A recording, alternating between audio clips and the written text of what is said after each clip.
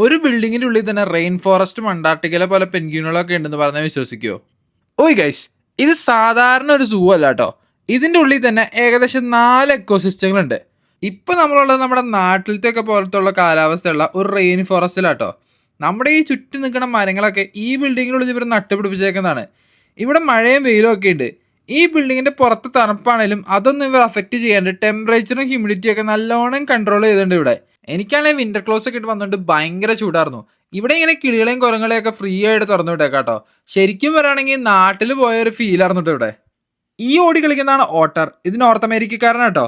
ഇവന്മാർ നമ്മുടെ നാട്ടിലെ പുഴകളിലുണ്ട്. നമ്മളിതിനെ നീർനായ എന്നൊക്കെ വിളിക്കുന്നതാണ് തോന്നണേ.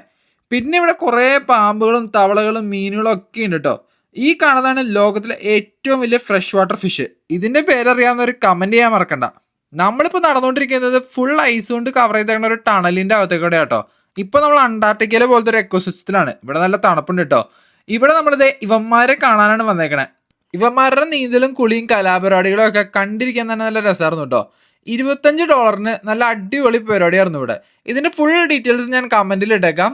അപ്പോൾ ഓക്കെ, ബൈ.